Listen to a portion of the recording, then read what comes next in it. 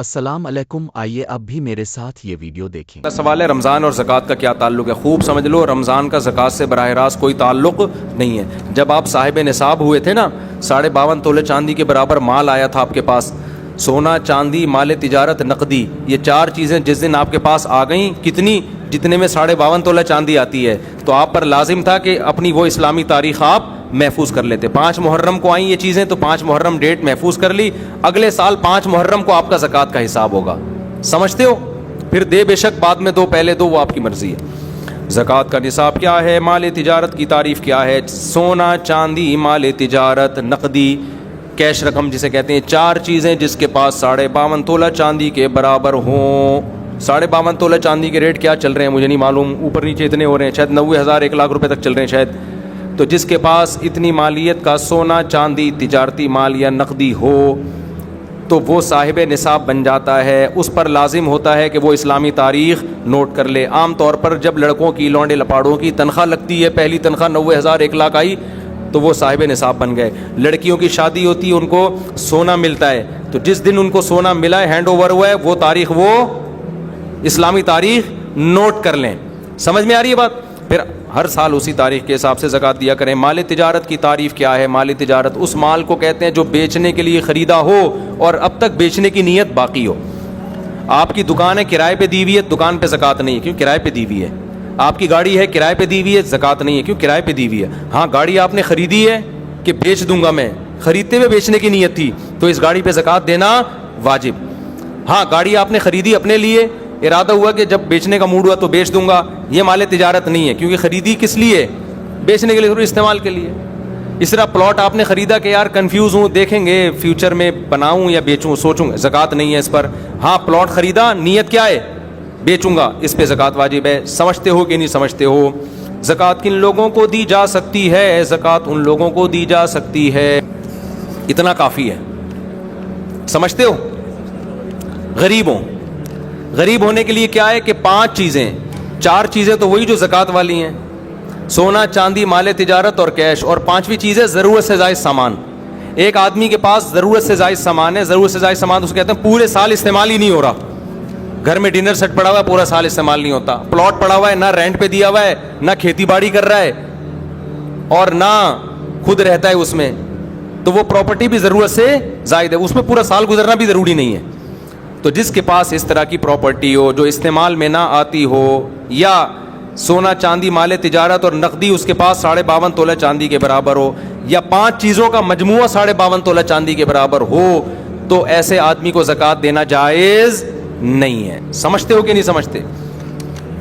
اتنا پوچھ لیا کرو بھائی، تمہارے پاس کوئی ایسی پراپرٹی تو نہیں ہے جو استعمال میں نہ آتی ہو، اتنا پوچھ لیا کرو۔ پورا نصاب پیش کرو گے تو پاگل ہو جائے گا نا، وہ کہے گا تو زکوٰۃ نہیں دے بھائی، میرے حساب نہیں ہو رہا مجھ سے۔ میں جب کسی کو زکوٰۃ دیتا ہوں تو اتنا پوچھ لیتا ہوں، یار تمہارے پاس سونا وونا تو نہیں ہے؟ نہیں ہے بھائی، کیونکہ سونا آج کل اتنا مہنگا ہے کہ وہ سونا ہی آدمی کو مالدار بنا دیتا ہے۔ اور بھائی تمہارے پاس بینک میں کیش اماؤنٹ کتنا پڑا ہوا ہے؟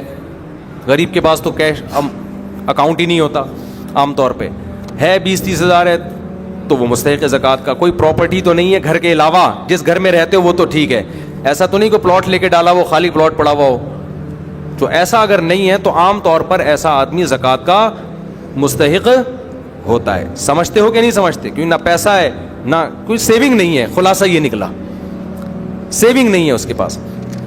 اچھا میرے بھائی، عشر کیا ہے؟ کتنی آمدنی پر ہے؟ عشر کہتے ہیں زمین کی پیداوار۔ تو زمین جو کھیتی باڑی کرتے ہیں ان کے جب بھی کھیتی کٹے گی اس میں سے 20واں حصہ یعنی 5% ان کو اللہ کے راستے میں صدقہ کرنا پڑے گا۔ اور اگر وہ بارش کے پانی سے زمین سیراب ہوتی ہے، ٹیوب ویل یا نہر کا پانی نہیں ہے، بارش کا پانی ہے، تو پھر 10% اللہ کے راستے میں خرچ کرنا پڑے گا۔ اس میں سال کا نصاب ضروری نہیں ہے۔ ابے کیا ہو گیا تم لوگ ایسے مجھے دیکھ رہے ہیں جیسے کچھ بھی سمجھ میں نہیں آ رہا؟ دیکھو، آپ جب بھی زمین سے پیداوار اگاؤ گے نا، جو کھیتی باڑی کرنے والے لوگ ہیں، تو اللہ نے کہا ہے آتو حقہ یوم حصادہ، جس دن کھیتی کٹے گی اللہ کا حق اس میں سے نکلے گا۔ اتنا مزہ آتا ہے نا یہ آیت پڑھتے ہوئے کہ کیا اللہ میں نے کتنا اچھا قانون بنا دیا، کھیتی کٹ رہی، اللہ کہہ رہے میرا بھتہ مجھے چاہیے، گویا کہ وہی تو نیک لوگ خوشی خوشی دیتے ہیں. اگر اللہ کہہ دیتا نا یہ ٹیکس ہے تمہیں دینا پڑے گا, یہ جرمانہ ہے تمہیں دینا پڑے گا, مزہ نہ آتا عشر دینے میں. اللہ کہتے ہیں جس دن کھیتی کٹے, پہلے اللہ نے اپنی نعمتیں بیان کی کہ اس نے آسمان سے پانی برسایا, یہ پانی سائنسدان نہیں برساتے, پھر اس نے زمین سے تمہارے لیے طرح طرح کے نباتات پیدا کیے, انار پیدا کیا, انگور پیدا کیا, سب اللہ کر رہا ہے. اللہ کہہ رہے ہیں لہذا جس دن کھیتی کٹے گی اس دن میرا حق مجھے دو. تو جن کو اللہ سے محبت نہیں ہے وہ اس کو جرمانہ سمجھتے ہیں, جن کو اللہ سے محبت ہے ان کو اس آیت میں اتنا مزہ آتا ہے. اے اللہ تو کہہ رہا ہے کہ میرا حق صرف 20واں حصہ 5%, تو اگر کہتا نا آدھا دے تو ہم آدھا تجھے دے دیتے, تو کہتا پورا دے تو ہم پورا تجھے دے دیتے. کھلانے والا تو ہے نا.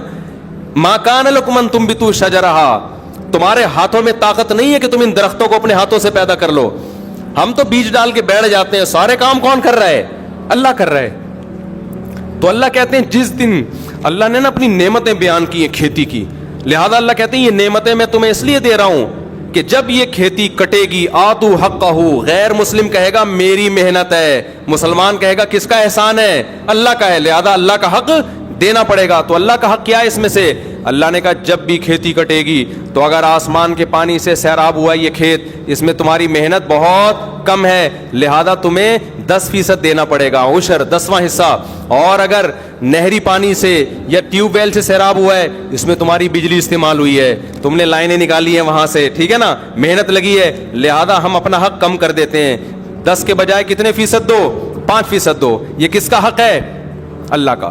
اے اللہ تیرا کوئی اکاؤنٹ نمبر ہو میزان بینک میں, اسلامک بینک میں اللہ اکاؤنٹ کھلے گا نا, یا بینک اسلامی میں یا اور کوئی, تو وہ اکاؤنٹ نمبر دے دے اپنا, ہم وہاں جمع کرا دیتے ہیں. اللہ نے کہا میرا جو اکاؤنٹ ہے نا غریبوں کی جیب ہے, ٹھیک ہے نا, میں نے اپنا اکاؤنٹ کہاں کھولا ہوا ہے؟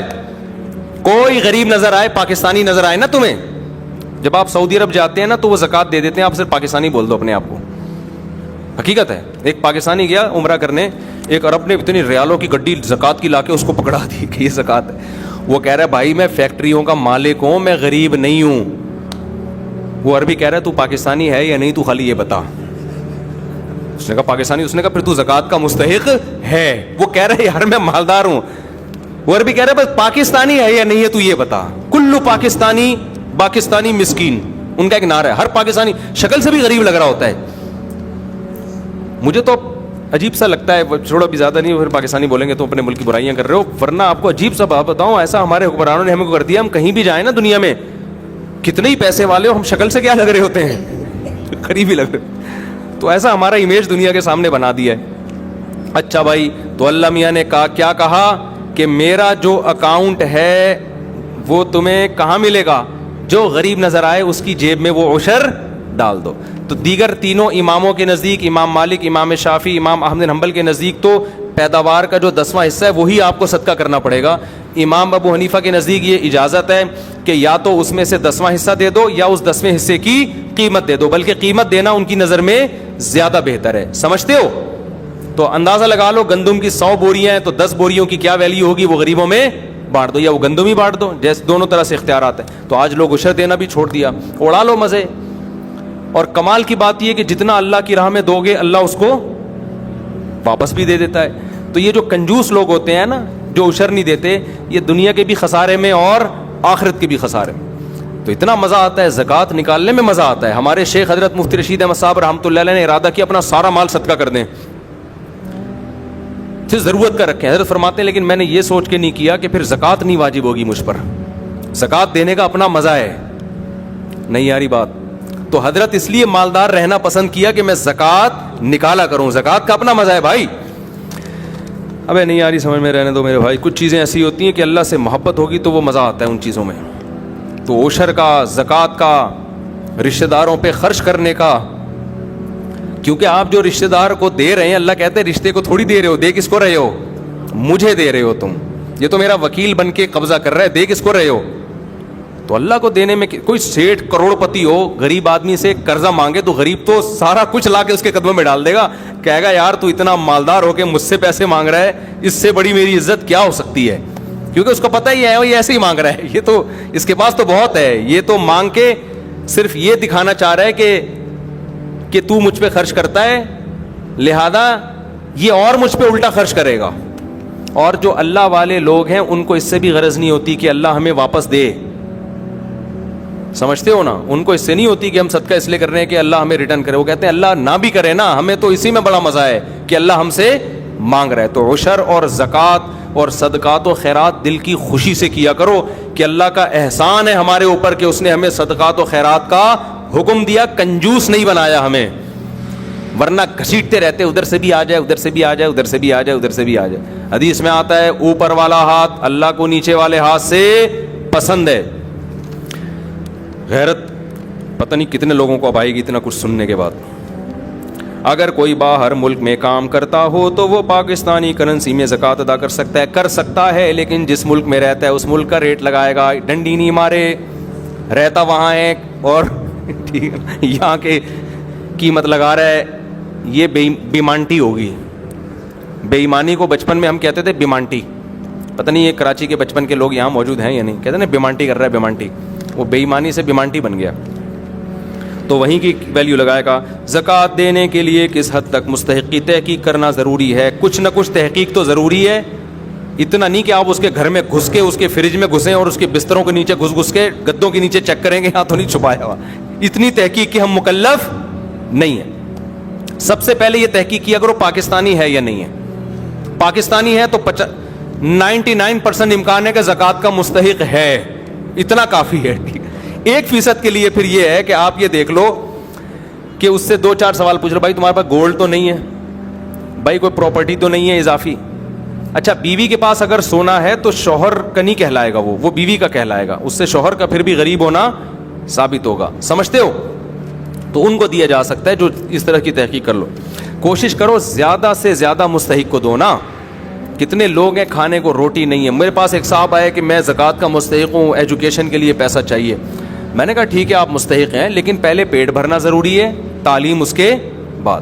بہت سے غریب ہیں جن کو کھانے کے روٹی نہیں ہے. تو کوشش کیا کرو نا, جو زیادہ بیمار ہیں, کینسر میں پڑے ہوئے ہیں, علاج کے پیسے نہیں ہیں, تو جان بچانے والوں کو پہلے فوکس کیا کرو. سمجھتے ہو؟ اچھا بھائی دینی مدارس کو بھی زکوٰۃ دینی چاہیے جو صحیح کام کر رہے ہیں. میرا ایک بیان ہوا روحانی عاملوں کے خلاف کہ روحانی عامل جو ہے نا دین کے نام پہ اور یہ وظیفوں کے نام پہ نوٹ چھاپتے ہیں. کسی نے نیچے لکھا کہ ایسے بھی تو بہت سے لوگ ہیں جنہوں نے خالی پلاٹوں پہ قبضہ کر کے مسجد بنا لی, مدرسہ بنا لیا اور یتیم بچوں کے نام پہ چندہ کر کے کروڑوں روپے کے مالک بن گئے. ان کے خلاف کیوں بیان نہیں کرتے؟ تو جنہوں نے بھی کمنٹ کیا ان کی خدمت میں عرض ہے کہ ان کے خلاف بھی میں متعدد دفعہ بیان کر چکا ہوں, بلکہ لوگوں کو بتا چکا ہوں کہ پاکستان میں پیسہ کمانے کا, حرام کمانے کا ایک بہترین طریقہ زرداری کو خام میں بلا وجہ بدنام ہو گیا. تو بھائی تو ایک جگہ خریدتا, مسجد بناتا, پلاٹ بناتا اور دبا دب نوٹ چھاپتا. ایسا ہوتا ہے. اس پہ تو ہم 20 دفعہ بول چکے ہیں کہ صرف داڑھی ٹوپی دیکھ کر کبھی کسی پہ اعتماد مت کرو. ایسے لوگ ہیں پیسہ نہیں کما پاتے تھے, انہوں نے کیا کیا, کسی جگہ پہ چندہ کر کے جگہ خرید لی, 4 دیواری کھڑی کر دی, چند ادھار یتیم بچے لے لیے کسی سے کہ بھائی کسی سینٹر سے کہ 1 مہینے کے لیے آپ کے یتیم بچے مجھے ادھار چاہیے. یتیموں کے نام پہ بھی پیسہ ملتا ہے نا, ادھار چاہیے, جب پیسہ آ جائے گا تو یہ واپس کر دوں گا. کرائے پہ بھی ملتے ہیں یتیم بچے چندہ لینے کے لیے. تو آپ نے کیا کیا, چند یتیم بچے لکھ دیے, ان کے ہاتھ میں قرآن پکڑا دیا, وہ قرآن پڑھ رہے ہیں, ہل رہے ہیں, بڑا خوبصورت نورانی ماحول, لوگ آ کے دبا دب پیسہ پھینک رہے ہوتے ہیں. تو میں نہیں کہہ رہا کہ مدارس کے محتمم فراڈی ہوتے ہیں یا علماء معاذ اللہ 2 نمبر ہوتے ہیں یا مولوی 2 نمبر ہوتے ہیں. نہ 2 نمبر لوگ بھی مولویت کے لبادہ اوڑھ لیتے ہیں. 2 نمبر لوگ بھی مدرسے کے ناظم کا لیبل استعمال کر کے لوگوں سے پیسے بٹورتے ہیں. تو کہیں بھی کوئی مدرسہ ہو, آنکھ بند کر کے تعاون نہیں کرنا. آپ نے ریسرچ کرنی ہے, تحقیق کرنی ہے کہ واقعی یہ دین کی خدمت ہو رہی ہے, پیسہ صحیح جگہ استعمال ہو رہا ہے. ایسا تو نہیں کہ ناظم صاحب کے پیٹ میں جا رہا ہو. اور بڑے بڑے فراڈ ہوتے ہیں, ہم نے خود دیکھے ہیں. ایک مسجد بنا لی, مسجدیں بک رہی ہوتی ہیں, سودے ہوتے ہیں مسجدوں کے, 1 کروڑ میں بکی, 2 کروڑ میں بکی. خریدنے والے کو پتا ہے 1 کروڑ لگاؤں گا, پھر مسجد کے نام پہ جو چندہ ہوگا نا یہ پیسے ریکور. یہ باقاعدہ بزنس ہو رہا ہے, اپنی آنکھوں سے دیکھا ہے ہم نے. تو اس لیے اب یہ تو نہیں کہ مدرسوں کے ساتھ تعاون ہی چھوڑ دیں. تعاون تو ہماری اور آپ کی ذمہ داری ہے. دینی مدارس کو تو ہم نے ہی چلانا ہے, لیکن طریقہ یہ ہے کہ آپ ایک دفعہ تحقیق کریں کہ ریلائبل مدرسہ ہے یا نہیں ہے, یہاں پیسہ صحیح استعمال ہوتا ہے کہ نہیں ہوتا؟ آنکھ بند کر کے کسی کے ساتھ تعاون نہیں کرنا. جو قابل اعتماد دینی ادارے ہیں ان کے ساتھ تعاون کریں. بنوری ٹاؤن ہے, جامعۃ الرشید ہے, دارالعلوم کرنگی ہے, بن نوریہ ہے, جامعہ اشرفیہ, یہ سارے بڑے بڑے اکابر, بڑے بڑے علماء ان مدارس کو چلا رہے ہیں, تو ان پہ تو پورا اعتماد. اسی طرح چھوٹے مدرسے بھی ہیں جن کے ساتھ تعاون کرنا چاہیے, لیکن پہلے ایک سروے کریں آپ جا کے کہ یہ پیسہ میرا صحیح استعمال ہو رہا ہے یا نہیں ہو رہا, ورنہ فراڈیوں کے ہاتھ چڑھ جاؤ گے آپ. بہت پیسہ اس میں, جو مذہب کے نام پہ جب حرام خوری ہوتی ہے نا تو پھر تھوڑا پیسہ نہیں آتا. اگر کسی نے زکوٰۃ ادا نہ کی ہو تو کیا پچھلے سالوں کی زکوٰۃ بھی ادا کرنی ہوگی؟ جی ہاں, ادا کرنی ہوگی بالکل. زکوٰۃ نہ دینے کی کیا وعید ہے؟ اللہ نے فرمایا جو سونا چاندی تم جمع کر کے رکھتے ہو, زکوٰۃ نہیں دیتے, اسی کو پگھلا کے تمہاری پیشانیوں کو داغوں گا میں قیامت کے دن, اور کہوں گا ھذا ما کنزتم لانفسکم, یہ وہ خزانہ ہے جو تم نے اپنے لیے جمع کیا تھا. آپ کہہ سکتے ہو اللہ کرنسی کو کیسے جلائے گا؟ تو اللہ اس کو بھی جلا کے داغ سکتا ہے. تو جو مال جمع کر رہے ہو نا اور زکوٰۃ نہیں دے رہے, اسی کو اللہ جلا کے پیشانیوں کو داغے گا قیامت کے دن. اللہ اس عذاب سے بچائے. اچھا میرے بھائی, زکوٰۃ کا کانسیپٹ کیا ہے؟ اس کے پیچھے کیا فلسفہ ہے؟ زکوٰۃ کا کانسیپٹ یہ ہے کہ اللہ کہتا ہے کہ میں اپنے بندوں کو کھلاتا پلاتا ہوں, یہ تمہاری کمائی نہیں ہے, یہ میرا احسان ہے. تو جب میرا احسان ہے تو جو مجھ پر ایمان لائے گا تو وہ مجھے قرضہ دے گا, اور مجھے قرضہ دینے کا طریقہ ہے میری مخلوق پہ خرچ کر دو. تو جس کا اللہ پہ, اللہ چیک کرتا ہے کہ یہ اوپر کے ایمان کے دعوے ہیں, سچی مچی کا مسلمان ہے یہ, صحیح ہے نا؟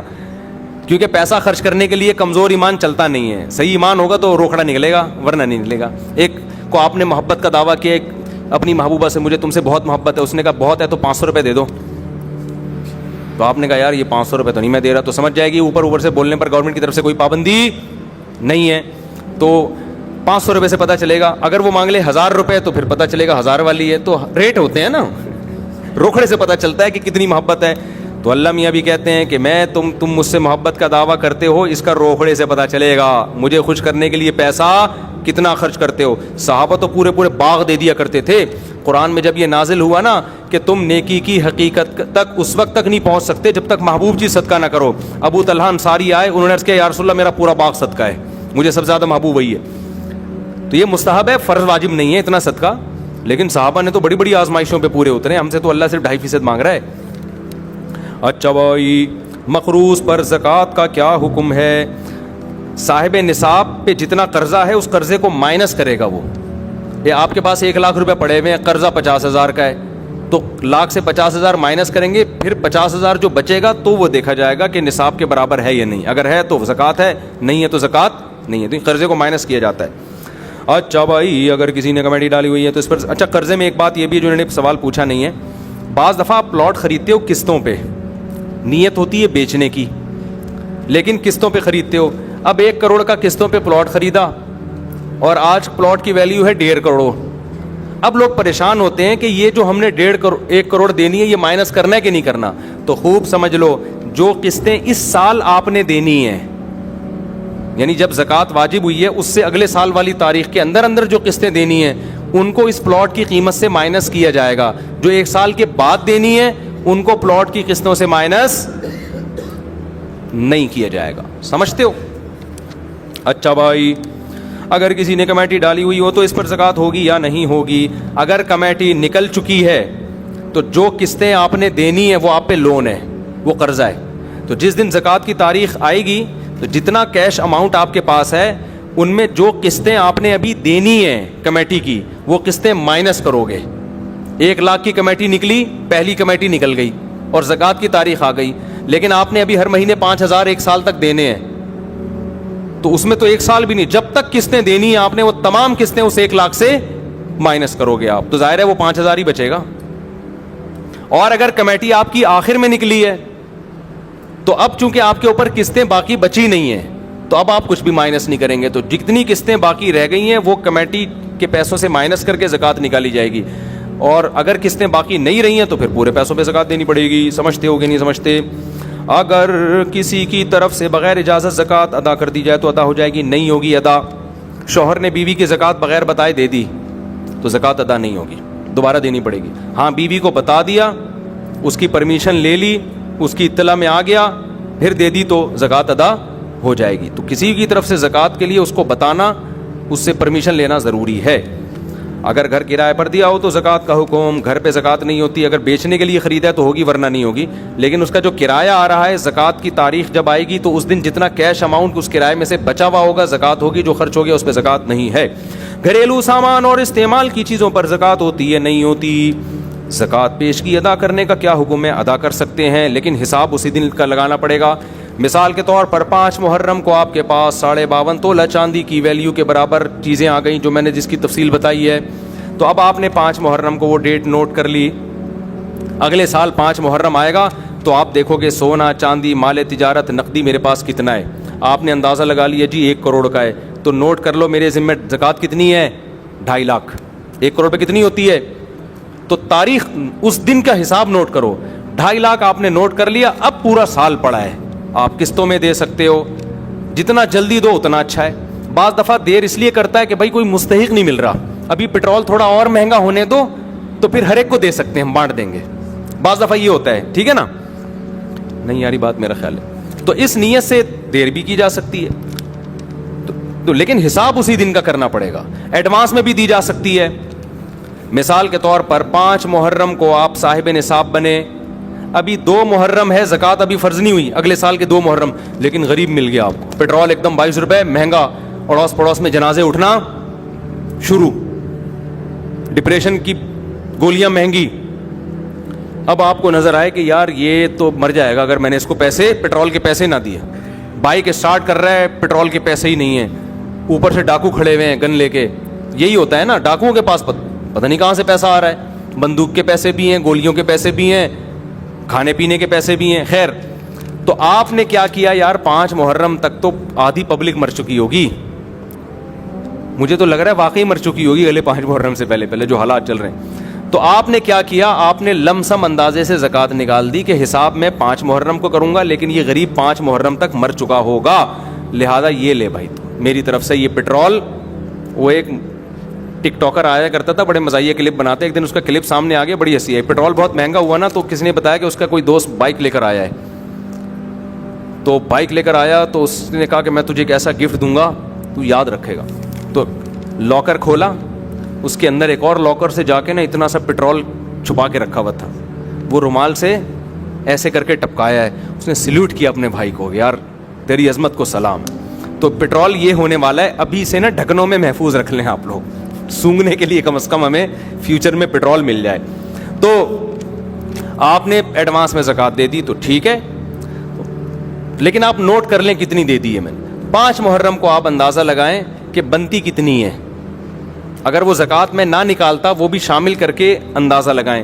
تو اگر زیادہ دے دی ہے تو غریبی ہو گئی, واپس نہیں لے سکتے کہ آپ جائیں یار میں نے وہ اصل میں ایکچولی بنتی تو 2.5 لاکھ تھی, میں نے غلطی سے 3 دے دیے, 50 واپس کر دو, واپس نہیں لے سکتے. اب آپ وہ 50 کیا ہو گئی, غریبی. اور اگر کم دی ہے تو جتنی کم ہے وہ نکال دو.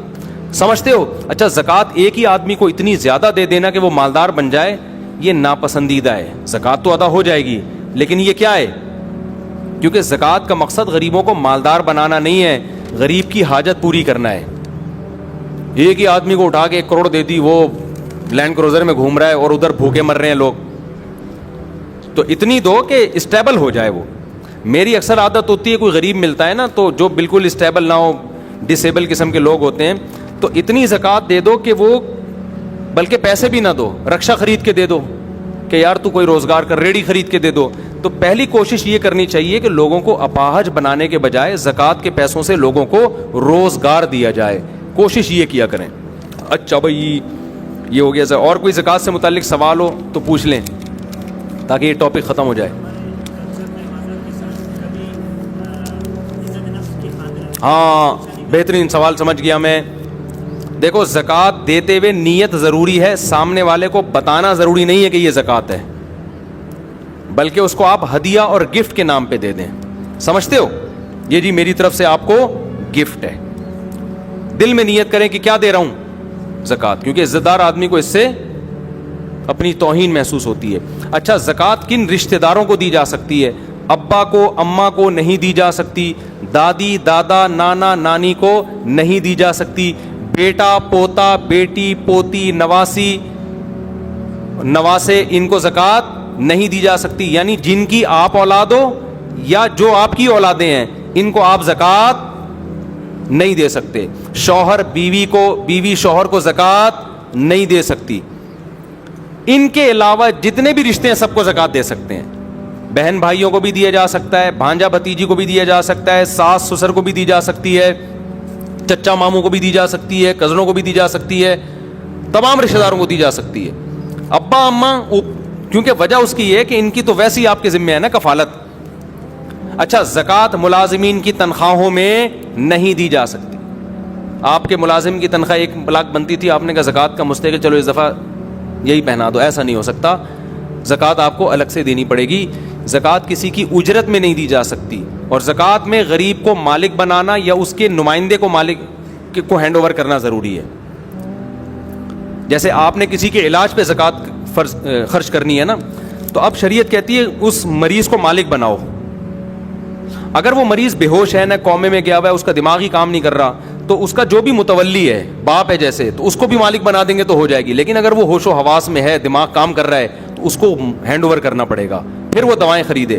اب یہ کام مشکل ہوتا ہے, تو اس کا طریقہ یہ ہوتا ہے کہ اس مسکین سے, غریب سے, جو بھی پیشنٹ ہے, اس سے یہ اجازت لے لی جائے کہ بھائی آپ اپنا کسی کو اس ہسپتال کو نمائندہ بنا دو, وکیل بنا دو. ہم آپ کو جو پیسے دیں گے تو آپ کی اجازت سے اس ہاسپٹل کو دیں گے ہم. تو جب ہاسپٹل کو ہینڈ اوور کرو گے تو وکیل کا قبضہ موکل ہی کا قبضہ کہلاتا ہے. نہیں یاری بات. بھائی میں نے ایک بندہ بھیجا نا کہ یار تو نے میرا قرضہ دینا ہے تو اس کو دے دے, تو جیسے ہی اس کو دے گا تو قرضہ ہو گیا نا ادا, کیونکہ میرا وکیل ہے, تو وکیل کا قبضہ موکل کا قبضہ ہوتا ہے. وکیل بنتا ہے پرمیشن سے, خود بخود آپ کسی کو وکیل نہیں بنا سکتے. تو ہسپتال, بعض ہسپتال یہ کرتے ہیں پیشنٹ سے پہلے لکھوا لیتے ہیں کہ آپ ہمیں اجازت دے دیں کہ ہم آپ کی طرف سے زکاتوں پہ قبضہ کریں, تو یہ بھی ٹھیک ہے. ورنہ پیشنٹ کو آپ کہہ دیں کہ بھائی میں یہ نہیں بتائیں کہ میں زکات دینا چاہتا ہوں, اسے کہیں بھائی میں تمہارے ساتھ کچھ تعاون کرنا چاہتا ہوں, تو میں جو تمہیں پیسے دینا چاہتا ہوں تم مجھے اجازت دو, میں کس کو دے دوں؟ ہاسپٹل کی انتظامیہ کو دے دوں. وہ اجازت دے دے گا تو پھر آپ زکات دے دیں, کیونکہ پھر اسپتال کا قبضہ کس کا قبضہ ہوگا؟ پھر وہ مریضی کا قبضہ سمجھا جائے گا. تو اس طرح وکالت کے ذریعے تو ہو سکتا ہے, بغیر وکالت کے ڈائریکٹ دے دیں گے, یا تعمیر میں لگا دیا, تعمیروں پہ زکاتیں نہیں لگتی, سمجھ رہے ہو, کنسٹرکشن کے کام پہ زکات نہیں خرچ ہوتی, مسجدوں کی تعمیر نہیں ہو سکتی, مدرسوں کی تعمیر نہیں ہو سکتی, مالک بنانا ضروری ہے. تنخواہوں میں زکات نہیں جا سکتی. کسی غریب بچی کی شادی کرانی ہے, لوگ کہتے ہیں زکات, تو بھائی اس کو آپ وہاں بھی یہی ہے, اس بچی کو ہینڈ اوور کرو. پیسہ ہینڈ اوور نہیں کر سکتے, اس بچی سے پرمیشن لو کہ ہم آپ کی پرمیشن سے کھانا وانا کھلائیں. اول تو بارات کے کھانے اسلام میں ہے نہیں, لیکن مجبوری ہے تو ان کو بتا دو بھائی میں سارا خرچہ آپ کی طرف سے اٹھاؤں گا, تو اٹھاؤں گا نہیں, آپ کا وکیل کون ہے اس کو میں قبضے میں دوں گا. خود آپ وکیل نہیں بن سکتے, جو دینے والا ہے وہ خود وکیل نہیں بن سکتا. آپ کہ ابا کو وکیل بنا دو, جتنا پیسہ اس شادی پہ ہوگا میں آپ کو دینا چاہتا ہوں, تو آپ اجازت دے دو آپ کے ابا کو دے دوں, تو ابا کو دے دیں, وہ پھر جو مرضی کرتے رہیں اس سے, بچی کی اجازت سے. تو یہ سارے طریقے ہیں زکوٰۃ کے. اور کوئی کسی نے سوال پوچھنا ہو؟ جی. سید کو زکوٰۃ نہیں دے سکتے, اس کو ویسے صدقہ خیرات کے ساتھ اس کے ساتھ مدد کریں. سید کہتے ہیں جس کے ابا سید ہوں. اماں سید ہونے سے بچہ سید نہیں ہوتا. اسلام میں نسب کہاں سے چلتا ہے؟ جیسے ابا زرداری ہوں تو بیٹا کیا ہوگا؟ زرداری ہوگا. صحیح ہے نا؟ ابا سید ہوں تو بیٹا کیا ہوگا؟ بڑی گہری بات ہے. تو اسلام میں نسب کہاں سے چلتا ہے؟ ابا سے, کیونکہ ہم لوگ کے ابا ہوتے ہیں. بہت سو کے ابا سے چلتا نہیں ہے کیونکہ ان کے ابا نہیں ہوتے. بہت سو کے قوم ہیں جن کے ابا ہی مارکیٹ سے کیا ہو گئے؟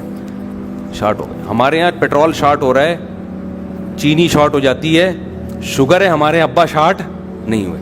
ان ملکوں میں کبھی چینی شارٹ نہیں ہوئی, کبھی پیٹرول شارٹ نہیں ہوا, لیکن شارٹ ہوئی تو ایسی چیز ہوئی کہ اللہ کی پناہ یار, ابا ہی شارٹ ہو گئے. کسی کے ہاں ابا ہوتے ہیں. بھائی آپ تو باہر سے آئے ہیں نا, ویڈیو میں نہیں آئیں گے آپ, ڈرے نہیں, یہ تو یورپ سے آئے ہیں. ایسا ہوتا ہے نا کہ ان لوگ کے یہاں کسیوں کے ابا ہوتے ہیں, کسی یہاں کے نہیں ہوتے. تو ابھی تو BBC کی رپورٹ ہے, اس میں رپورٹ آئی ہوئی تھی وہی ان مغربی کنٹریز کے بارے میں کہ ابا کا ریشو ختم ہوتا جا رہا ہے. ایسے بچے بہت سارے ہو گئے جن کے ابا ہی نہیں ہیں. ہمارے ایک دوست ہیں بچپن کے, وہ شکار پہ جایا کرتے تھے, بس یہ بتا کے بیان ختم کر رہا ہوں. شکار پہ جاتے تھے تو اپنے والد کو کہتے تھے ابا جی, دادا کو کہتے تھے ابا جی. تو جیسے ہی کوئی شکار نظر آتا وہ کہتے تھے ابا جی ٹھا ٹھا کرو, یعنی بچہ تھا نا وہ, میرا دوست تھا, بچپن کی بات بتا رہا ہوں. تو اتنی اسپیڈ سے بولتے ابا ہی ٹھا, ابا جی کو بولتے تھے ابا ہی ٹھا, تو اس بچے کا نام پڑ گیا ابا ہی ٹھا, وہ ابا ہی ٹھا آ رہا ہے. ابھی بھی لوگ تھوڑا سا چھیڑتے ہیں, ابھی یار یہ وہی نہیں ہے جس کو ابا ہی ٹھا, ابا ہی ٹھا, ابا ہی ٹھا.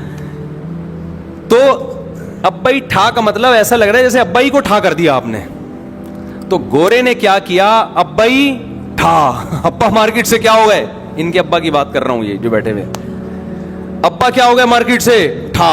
ابا ہی کو ٹھا کر دیا. وہ تو کہہ رہا تھا بچہ کہ ابا ہی وہ ٹھا یعنی مارو اس کو. گورے نے ابا کو ہی اٹھا کے ٹھا کر کے اپنی سوسائٹی سے نکال دیا. اس لیے میں بار بار کہتا ہوں, ہم جب کسی سے ابا کی خیریت پوچھتے ہیں تو ہم پوچھتے ہیں آپ کے ابا خیریت سے ہیں, وہ کہتے ہیں ہاں ہیں یا نہیں ہے.